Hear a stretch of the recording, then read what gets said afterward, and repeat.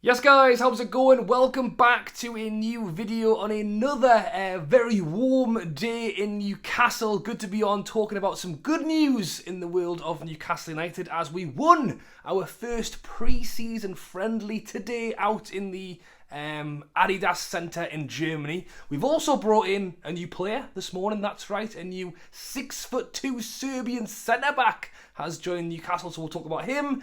We'll also talk a little bit about the players that weren't available today and a little bit of injury news. And we'll go through it all today in this video. So be sure to go ahead, drop a like and subscribe if you haven't already. As I mentioned, loads of videos coming out at the moment. And this is all off the back of what was a pretty weird day yesterday with Eddie Howe coming out and doing a whole host of press conferences talking about his current situation, the England situation. And I think and many of the press conferences were different to the other ones. So waking up this morning as a fan and trying to knit together what he said in that one and what he said in this one, and like the one that he did on like the NFC TV, goodness grief, was very, very sweet and like very, very positive. And then you go and watch the BBC one, and it was like it was a different man talking. And I don't. For me, I stand by what I said yesterday, and I think Eddie Howe will stay at Newcastle, but I think he was possibly using his chance to kind of have a bit of a word with the upstairs of the Newcastle owners, and following all of the changes, Amanda leaving, Paul Mitchell coming in. I said it right at the end of my video yesterday. By that point, you'd have probably stopped listening. But I said, 3 years ago, it was him, Amanda and Miodrag round the table deciding what they want to do. 3 years later, he's got about 7 people he's got to clarify something with before it actually gets to go ahead off the owners at the top. So I think for Eddie, it was a chance to say, I'm happy, I'm enjoying what I'm doing, but I won't be as I mentioned, they've literally brought in this James Bunce guy to watch over him. So I'm not surprised he's trying to make his point heard, but I'm hoping he's done it now.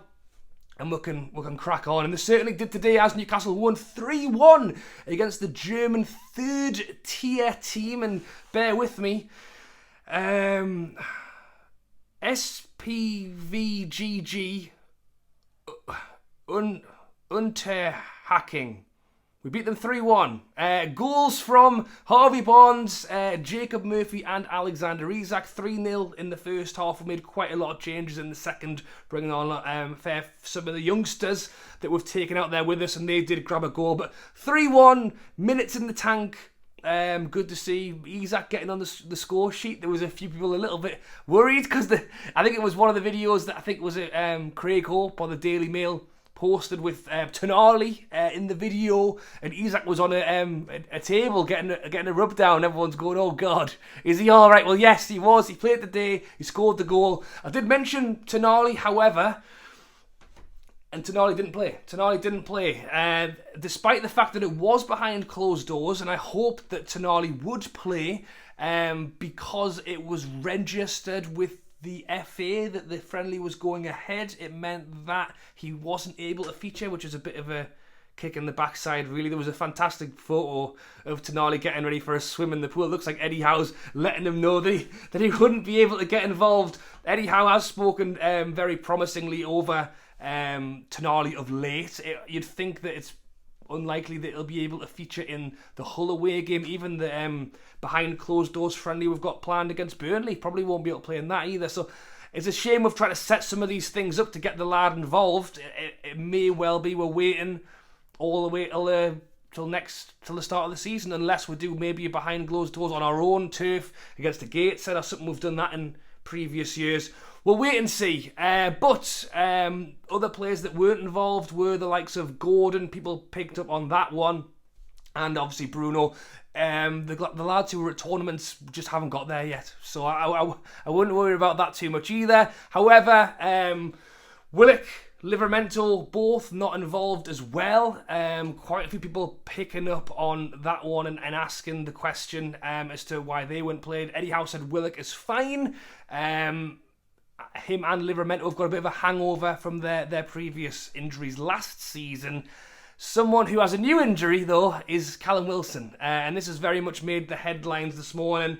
With, I think, a lot of frustrated Newcastle fans. Obviously, he's out there at the moment. Lots of smiles, lots of excitement. People hoping to see him come in and see what he can do this season, or maybe even leave in the summer. Well, it looks like possibly neither of them will be viable, because people will be probably not fancy buying him if he's injured, and we can't exactly get him in full pre-season fitness before the start of next season. Exactly what's going on with Wilson, we'll have to just wait and see. I think for me, I don't mind Wilson staying. I don't mind it. Isak's going to be the number one. I think when Wilson's fit, he scores. You know, that's the trouble, is that for me, even if we got 15 games out of Wilson, if he scores in every one of them, it was worth it. If he plays 20 games and he scores 12 goals, that's a fantastic return. The problem is if he plays 5 or 8 games, and even if he scores 5 goals, it's like, yeah, but he wasn't available enough. I think regardless, for me, we'll bring someone in. I would actually edge towards the idea of keeping Wilson and bringing in a young defender, rather than selling, because even if we sold Wilson, 10 million? Can we get 10 million for Wilson? To go out, I mean, Everton want 40 million for Calvert-Lewin. Like, we have our number one striker in Isak. Unless Newcastle can find the funds, I'd rather spend it on a centre-back, a right wing, and a few other places when we've already got Isak. So I would be tempted to allow Wilson to stay and go and get another young striker. So Isak's number one, Wilson's number two, but when Wilson's inevitably injured, we still have a youngster who was able to come in and play behind. So we're waiting here on that one. In terms of transfers, Eddie Howe said he wants transfers. He said he wants them back in. Hopefully the striker, the right wing, and the defender will come in very soon. But Newcastle did announce a new signing this morning. As I mentioned, Eddie Howe no doubt wants us to put our big toe into the transfer pool. He wants to put the whole foot in. He wants to dive in head first. Well, I think Newcastle have dipped their little toe in this morning with the announcement that we have signed the 6'2", 19-year-old Serbian defender Pivas. If you remember rightly, this guy was actually spotted in the around the Newcastle club shop last month. He was then spotted at the training ground. I think I did a video on it at the time of the fact, or at least I mentioned it at the time, that he had been spotted. Well, Newcastle have announced it this morning. Strangely enough, nothing's been mentioned in the day after. There's been a little bit of commotion with the Newcastle. They've got it in there this morning just to try and perk everybody up a bit. Darren Eales has spoke promisingly of the youngsters, saying that they not only want to strengthen the first team, but they want to bring youngsters in and to really try and develop and turn them into first team players. I mean, we saw what happened with Garang Kowal. We need to see more of Garang Kowal. It'll be interesting to see what actually does happen with him this season. Yankuba Minter spent 7 million on him and sold him for 35.